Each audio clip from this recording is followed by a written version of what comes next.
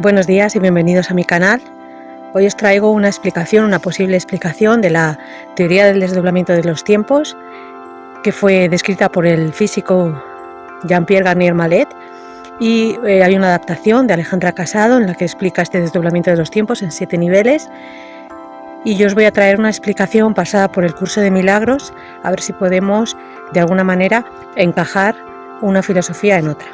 Como el curso de milagros tampoco lo hace, no nos vamos a meter en discusiones filosóficas de qué es Dios o cómo está configurado. Vamos a decir que Dios es todo lo que es, que no hay nada más aparte de Él, que es la realidad, que es la verdad, el conocimiento absoluto y punto. Lo voy a representar con esta especie de bola que más adelante vais a entender por qué lo represento como esta bola.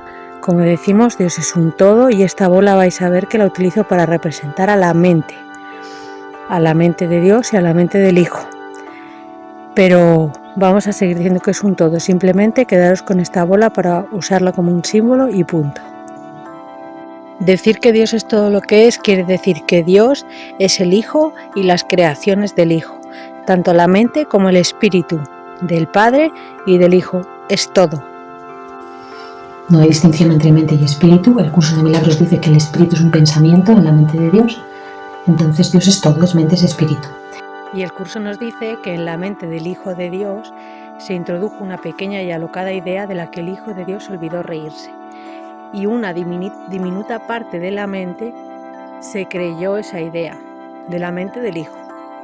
Podemos imaginar que esta diminuta y alocada idea pueda ser algo como: ¿y si me experimentase fuera de mi fuente? ¿Cómo sería ser mi propio creador? ¿Cómo sería experimentarme fuera de mi creador? Y esa idea de la que él se olvidó de reír tuvo la capacidad de producir efectos reales. En ese momento pareció separarse de la mente de Dios, y en ese mismo momento Dios dio su respuesta, que sería el Espíritu Santo, que está representado por esta paloma de manera simbólica. Y es de tal manera que la separación en realidad nunca se produjo, porque el instante en el que el Hijo de Dios tuvo esa idea loca es el mismo instante en el que Dios dio su respuesta. Aquí no debemos entender que las respuestas de Dios son como las nuestras, no son pensamientos concretos, sino que es algo mucho más abstracto. Por supuesto, no tenemos ni idea de lo que representa, ¿no? Pero debemos imaginarlo como algo más de equilibrio, ¿no? Por ejemplo, si tú en el mar sacas un cubo de agua, tú no te das cuenta del vacío que se produce cuando tú sacas ese cubo, ese volumen de agua, que hace que el nuevo volumen de agua lo llene, pero lo llena tan pronto, tan rápido, que tú estás sacando ese cubo y nunca ves un espacio vacío, siempre hay agua.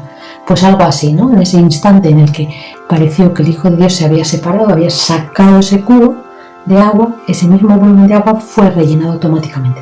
Y eso es lo que así debemos entender, yo creo, al Espíritu Santo, ¿no? En el momento en que esa aparente separación se produjo, energéticamente se llenó ese espacio con el Espíritu Santo, y en realidad nunca hubo tal separación.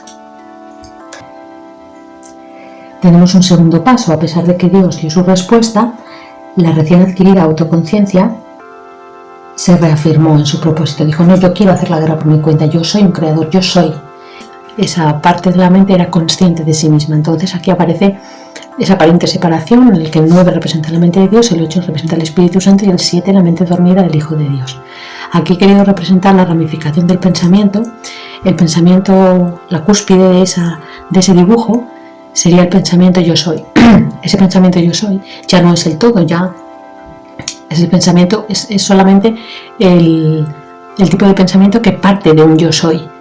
Entonces ese yo soy da lugar a un A, B, C, D, E, esas 5 ramas. Entonces yo soy A, o yo soy B, o yo soy C, o yo soy D, o yo soy E. Dependiendo por qué rama se vaya la conciencia, tendrás conciencia de ser A y no ser ni B, ni C, ni D, ni E. Y dentro del A lo mismo, da lugar a nuevas ramificaciones. Yo soy A1, A2, A3, A4, A5. Si yo me voy por A1, ya no voy a poder contemplar la posibilidad de ser A2, A3, A4 o A5, ni de ser B, C, D o E. Esa sería la ramificación del pensamiento dentro de la autoconciencia, dentro de la conciencia yo soy. Como decíamos, sin embargo, en el momento en el que apareció el pensamiento yo soy, en el momento en que apareció esa ramificación hacia abajo, apareció la respuesta de vuelta, ¿no? Entonces la respuesta de vuelta al 9 está ahí, es el Espíritu Santo. Una vez ejecutada la separación, lo primero que se produjo fue la separación de espíritu y mente. El curso nos dice que el espíritu está eternamente en estado de gracia. Por lo tanto, hemos de deducir que fue la mente la que se durmió, que el espíritu sigue conectado a la fuente a través de ese Espíritu Santo y que fue la mente la que se quedó enganchada en esta especie de película que ya pasó, porque lo dice el curso, que fue un instante y que ya pasó, pero que aquí lo vivimos desdoblado, en ese desdoblamiento del tiempo que parece que es eterno, ¿no? En la fuente original, en el 9, en Dios, los procesos son instantáneos, no hay un tiempo, no hay un lapso de tiempo, y los pensamientos no debemos entenderlos como los entendemos aquí, no son pensamientos concretos de yo voy a hacer esto o esto es blanco, son pensamientos abstractos y creativos. Por lo tanto, hemos de deducir que es la mente la que se ha dormido y que el espíritu, efectivamente, cuando Dios dio su respuesta, el espíritu retornó a la fuente y la mente se quedó separada, y en esa mente es donde nos encontramos el tomador de decisiones, ¿vale? Del que habla Kenneth Wapnick en alguno de sus libros. Una vez que se separan la mente y el espíritu, lo que hace el Hijo de Dios, la mente dormida del Hijo de Dios, es preguntarse si yo soy, ¿qué soy? Y entonces aparece la identidad. Y esa identidad la vamos a llamar ego, y va a ser como un programa informático que sobreescribe la mente original. De manera que vamos a tener el espíritu rodeando al espíritu, separado del espíritu, vamos a tener la mente con ese tomador de decisiones que tiene que elegir entre asociarse con el espíritu o asociarse con esta nueva, con esta sobreescritura de la mente, esta identidad que es a la que vamos a llamar ego. Entonces el ego sobreescribe la información de la mente. Entonces aquí veis cómo la mente original de esa parte dormida del Hijo de Dios contiene al espíritu en su interior, y ahora se sobreescribe con ese ego. La mente tiene un mecanismo que se llama, que yo lo llamo de decisión-olvido, y es que cada vez que se decide por una de esas ramificaciones olvida lo anterior. Olvida las opciones que tenía anteriormente y se olvida de que haya tomado una decisión. Y es algo que hacemos continuamente. Entonces, cuando abandona su fuente, la mente fabrica el ego, y no lo fabrica con los mimbres de su naturaleza original, porque ya está separado de su fuente y olvida que él es eso. Entonces lo fabrica ¿con qué? Con culpa y con miedo. ¿De dónde viene esa culpa y ese miedo? Pues la culpa viene de al haber olvidado cuál era su fuente original y lo que en realidad pasó. Cuando uno se ve, cuando ese Hijo de Dios, esa mente dormida del Hijo de Dios se ve separada de su Creador, lo que piensa es que ha matado a su padre. Al pensar que ha matado a su padre aparece la culpa y el miedo a un castigo, y con ese material es con el que se fabrica esa capa que está cubriendo a la mente original. Es decir, ese tomador de decisiones ahora tiene la posibilidad de elegir al espíritu o elegir al ego, que es esa capa, y nosotros, si estamos aquí, es evidentemente porque nuestro tomador de decisiones se ha decidido por el ego. Entonces nosotros hemos pasado ya todas esas ramificaciones, estamos al otro lado, y si miramos para atrás, lo que vemos es esa capa de miedo, no vemos la mente original ni por supuesto vemos al espíritu. Entonces tenemos primero el espíritu, la mente alrededor, la fabricación del ego, y a partir de aquí empieza todo el mundo de la forma. Esta fabricación del ego la vamos a llamar, vamos a decir que engloba diferentes capas, que van desde los arquetipos más básicos, todo el inconsciente colectivo, todo lo que en la teoría del desdoblamiento de los tiempos, según la plantea Alejandra Casado, esto serían las distorsiones, y sería todo lo que tiene forma, todo lo que empieza a tener forma, todo el material del sueño empieza ahí. Esto sería lo que está cubriendo, ese velo que está cubriendo nuestra naturaleza original, esa mente y ese espíritu del Hijo de Dios. Y entonces aquí se produjo en un instante ese estallido de capas que ahora vamos a ir a ver. Ya hemos visto el 7 que sería el espíritu, el 6 que sería la mente, donde está el tomador de decisiones, el 5 que sería ese inconsciente colectivo, esas distorsiones, tendríamos el 4 que sería el nivel del alma, tendríamos el 3 que sería el nivel del pensamiento nuestro, que no tiene nada que ver con los pensamientos creativos que teníamos en nuestra fuente, el 2 que serían las emociones y el 1 que sería ya la materia, el cuerpo. Aquí vemos un corte, vemos tanto el nivel de la materia representado por el rojo, por el equivalente al chakra, correspondiente al chakra raíz, el nivel de las emociones, el 2, el nivel mental, el 3, el nivel del alma, el 4, que sería el equivalente al chakra corazón, por eso lo he puesto en verde, el nivel de las distorsiones, el inconsciente colectivo, esa primera fabricación del ego donde empieza el mundo de la forma, y el 6, que sería esta mente como azul, que aquí estaría el tomador de decisiones del que habla Kenneth Wapnick. Este tomador de decisiones se tiene que decidir o bien por el espíritu, que sería representado por esta llama de aquí, o bien por el ego. Si nosotros estamos aquí porque nos percibimos dentro de la materia, nos percibimos como un cuerpo, evidentemente es porque ya nos hemos decidido por la flechita hacia abajo, ¿vale? Y aquí pues eso representando la autoconciencia. Aquí hacemos un corte de un gajito para poder verlo en profundidad. Como decíamos, el 7, como si fuera el chakra 7, lo he pintado de morado, el espíritu o el ser, el 6 sería la mente, el 5 serían los arquetipos y distorsiones, lo que llamaríamos el inconsciente colectivo, el nivel del ego como concepto, no el ego individual, sino el ego como concepto, que así lo define el curso, porque el curso nos habla siempre en 2 niveles. El ego es una entidad que quiere decir identidad. Cuando yo tengo una identidad, una autoconciencia, es porque me he decidido por el ego. Luego, debajo del ego tendríamos el alma. Esto lo vamos a explicar ahora, cómo aparece el nivel del alma, pero por ir centrando conceptos quiero poner primero este diagramita para que lo vayamos viendo. En el 3 tendríamos la actividad psicológica, que no la he querido llamar pensamiento, a conciencia, porque no quiero que confundamos esto con los pensamientos de Dios. Los pensamientos de Dios son pensamientos creativos en los que el mero acto de desear algo da lugar a su creación. Por eso no existen los deseos. Sin embargo, aquí existen los deseos, porque ¿cuál es la característica? ¿Cuál es el requisito para que haya un deseo? Pues que no sea satisfecho. En el cielo no hay deseos porque el mero hecho de desear algo ya es crear. Entonces aquí, en el 3 estamos hablando de una actividad psicológica concreta, como la que tenemos aquí, el tipo de pensamientos que tenemos aquí. No confundir con los pensamientos de la mente, que es este 6, que son pensamientos creativos y que no tienen nada que ver con los pensamientos concretos. Luego tendríamos el nivel 2, las emociones, el naranja, y el nivel 1, la materia. Entonces nosotros, en general, o al principio sobre todo, si no has hecho ningún camino de búsqueda, nuestro nivel de conciencia está totalmente en el rojo, en el 1. ¿Vale? Este personaje de aquí se mueve en el 1 y no ve más que cuerpos que se comunican entre ellos. Este me ha hecho, el otro me ha... Si tienes un poco de interés y un poco de... has hecho un poco de autoconocimiento, puede que llegues al nivel de las emociones o incluso al nivel de los pensamientos. Si has hecho trabajos de análisis, por ejemplo, como el que propone Byron Katie con The Work, pues puede que llegues a conocer tus pensamientos a un nivel bastante profundo, ¿no? ¿Qué tipo de pensamientos tienes de los que habitualmente no te das ni cuenta? Puede que llegues a conocer el nivel de tu alma, el nivel 4, este verde. Si sigues investigando en el inconsciente, puede que llegues al inconsciente colectivo, a los arquetipos. Aquí es más complicado que llegues a descubrir tu mente, porque hay que atravesar una capa de miedo, que es este cuarto obstáculo del que nos habla el curso, que es el temor que le tenemos a Dios. Atravesar ese cuarto obstáculo es complicado. Y finalmente pues podríamos llegar a tener conciencia de nuestro espíritu. Entonces, así dibujado, este esquema que tenemos aquí, ¿qué quiere decir? Quiere decir que tenemos por una parte el espíritu, podemos escuchar, nosotros estamos aquí desde la mente, ¿no?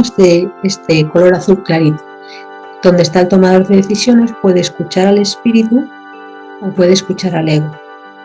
Cuando escucha al ego pasa por toda esta capa de distorsiones, las vuelca sobre el cuerpo, y ahora vamos a explicar cuál es esta dinámica, y las vuelca sobre el mundo, de manera que nosotros cuando nos relacionamos con el mundo estamos viendo todo nuestro contenido inconsciente volcado en el mundo. Es de alguna forma como si estuviéramos dentro de una burbuja, nuestro propio universo fuese una burbuja y nos estuviéramos relacionando con nosotros mismos todo el tiempo. Es decir, que tú no hablas con tu pareja, tú hablas con lo que has volcado sobre ella, con esa proyección que has volcado sobre ella. Es como si esta Veis que lo he pintado también de verde y negro para que lo relacionemos con esa mente, con ese ego, que es el mecanismo de la proyección. Es decir, cuando tú vienes al mundo, vuelcas sobre todo lo que hay, toda esa red negra y verde, y después te relacionas no con las personas que hay debajo de tu red, sino con el contenido de tu red. En esa capa que hemos visto, verde y negra, de identidad, de ego, existe el ser original y su inocencia, pero también existe la culpa que se había generado por esa falsa culpa que se había generado por haber creído que había matado a su padre. Entonces esto para el Hijo de Dios es insoportable, y el ego le propone una estrategia para librarse de esa culpa, y es que la proyecte fuera de sí mismo. Al ser al principio un ente individual no lo puede hacer porque no hay nada fuera de sí mismo. Entonces le propone fragmentarse en millones de trozos, mantenerse él mismo como inocente y a esos millones de trozos colgarles el mochuelo. El Hijo de Dios se fragmenta en millones de trozos en los que él representa la víctima inocente y todos los demás son los culpables. En el ejemplo de las ramificaciones, A1 se vería como inocente y vería culpables en A2, en A3, en A4, en B, en C, en D y en E. Pero A2 se vería inocente a sí mismo y vería culpable a A1, a A3, a A4, etc. Por supuesto, para la parte de la conciencia que se ha metido por A1, es culpable A2, A3 y A4. Es como una misma conciencia experimentándose a través de diferentes envoltorios y siempre desde su punto de vista se ve a sí misma inocente y a todos los demás culpables. Y esta fue la estrategia del ego para que el Hijo de Dios pudiera librarse de la culpa. Por supuesto, esta es una estrategia absolutamente ridícula porque ya nos dice el curso de milagros que las ideas no abandonan su fuente. Entonces se trata de organizar un escenario con muchos puntos de vista individuales donde cada punto de vista individual se percibe a sí mismo como inocente y a los demás como culpables. Esto da lugar al nivel del alma. En el alma todos los individuos son inocentes porque han volcado su culpa en los niveles inferiores. Entonces cuando un alma encarna lo que hace es absorber en esos niveles toda esa culpa que no ha reconocido como propia y después proyectarla en el mundo y en el cuerpo. Los demás, al percibirse a sí mismo como inocente, vuelcan esa culpa sobre este alma y sobre todos los demás. Cada individuo encarna un fractal de la totalidad, es el todo en sí mismo.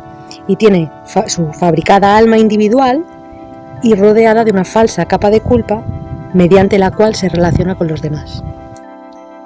¿Y qué pasa en este diagrama cuando la mente se decide por el ego? Es decir, esta parte azul oscura con la flecha hacia abajo. Ese tomador de decisiones, esta X roja con la flecha hacia abajo, decidiéndose por el ego y el subsecuente fabricación del alma y subsecuente encarnación en un cuerpo. Pues lo que pasa es que ese espacio se abre. Eso contribuye a mayor separación, a una ampliación del espacio y el tiempo. ¿Y qué pasa al contrario? ¿Qué pasa cuando ese tomador de decisiones, esta X roja que está dentro de la zona azul oscura, dentro de la mente, se decide por el espíritu, se decide por esa paloma? Pues si os fijáis, al tirar hacia arriba es como que ese espacio se cierra. Pues fijaos lo que pasaría, que el auténtico colapso. Se cerraría, ¡pum! Y desaparecería el tiempo.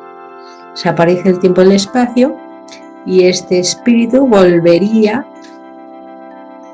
a la mente de Dios en la que en realidad está, pero nosotros desde aquí no lo percibimos porque ¿dónde está nuestro nivel de conciencia? Lo que habíamos visto en las diapositivas anteriores.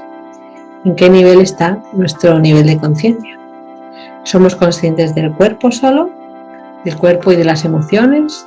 ¿Llegamos a ser conscientes de nuestros pensamientos? ¿Somos conscientes de nuestra alma? ¿Hemos llegado a ver esa capa, ese velo que hemos puesto para no poder encontrar nunca el camino de vuelta? ¿Hemos llegado a ser conscientes de eso? Es interesante, ¿no?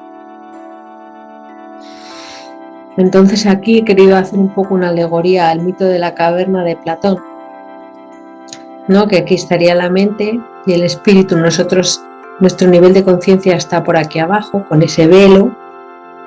Es decir, que ese velo sería, en el mito de la caverna de Platón, somos los prisioneros que estamos viendo las sombras, lo que os decía, ese mundo cubierto por la proyección, que en realidad es la proyección nuestra, y detrás de nosotros está ese velo, esa muralla, y los que están moviendo las figuras para que nosotros las veamos proyectadas en la pared. Entonces, si nosotros salimos y nos damos cuenta de nuestro espíritu, y nos damos cuenta del Espíritu Santo, volvemos y salimos al sol, ¿no? Que el sol representaría a Dios.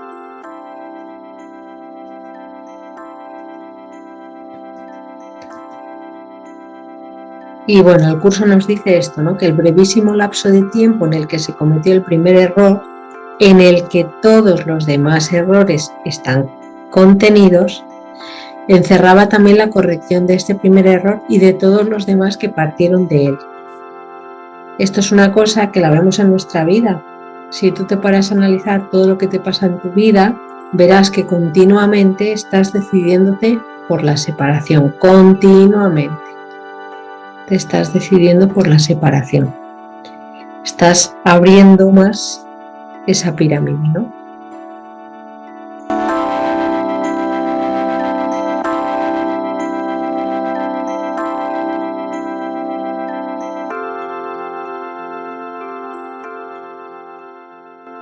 Si te ha gustado este vídeo, no te olvides de darle a like, pulgarcito hacia arriba, para que yo me entere y publique más contenido de este tipo.